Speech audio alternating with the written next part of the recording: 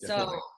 while there is a stigma towards obese people, a lot of super thin people experience problems too, and they experience confidence issues. So do you see that there's any difference between the sort of self-esteem or personal issues that people face when they're obese to people like when they're super thin or have some other form of a body image that they're not happy with?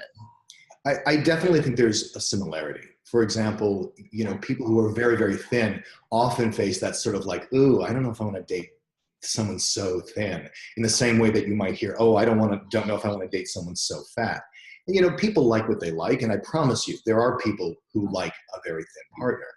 But here's the difference. Being very thin, although possibly undesirable to some people, you never get blamed for it. It's not the same sort of like, oh, you disgusting fat person, why can't you stop eating? Because people just not naturally assume that, if you're not fat, nobody else should be fat. And if you are fat, it must be some sort of failing. We tend to think that the failings are either psychological or character flaws because, we hold the fat person responsible for their body in a negative way. And I don't think that thin people are held as accountable for that. It's seen as more like, well, you're very thin and maybe you should do something, but it doesn't have the blame and the hatred and the stigma that being fat does. And then by reciprocation, how chubby chasers get treated. People think that it's just self-esteem on the fat person's part. There's a lot of things.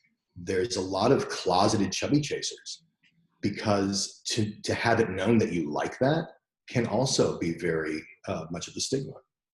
That's totally understandable.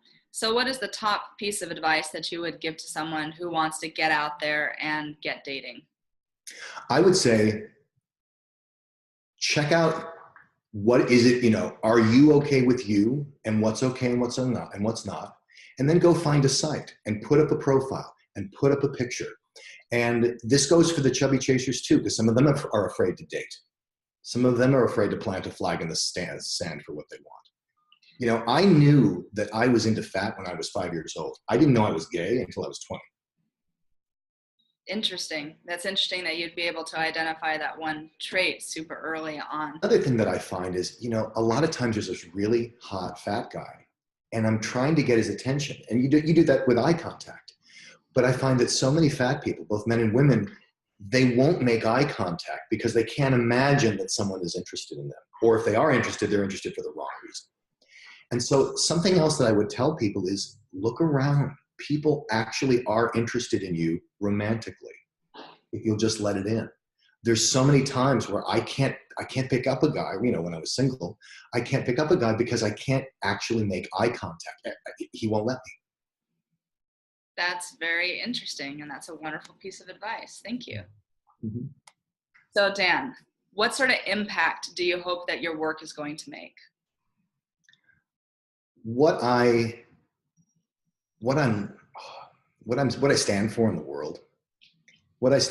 world, is that being fat is just another characteristic that a person might be, and that it's not prejudicial and it's not stigmatized. And there'd be no difference than calling someone fat than calling them tall, or calling an object yellow or rectangular. It's just a descriptor. It doesn't have to be an indictment. It doesn't have to be an insult. It doesn't have to be something to run the other way. And that we don't have to make up words so that we don't picture it, which is what all the euphemisms for fat are. They're ways that we don't have to picture the fat person. Absolutely. So can you tell our viewers where they can find your book? Sure. You can come to my website at talkaboutfat.com. And the book is available wherever books are sold, on Amazon or on order at your local bookstore. And the title is The Round World: Life at the Intersection of Love, Sex, and Fat. Sounds great. Thanks so much for being here with us today, Dan. I really appreciate it. And I'm sure our viewers are going to appreciate this too. Great. Thanks, Myra. Thanks. Have a good day.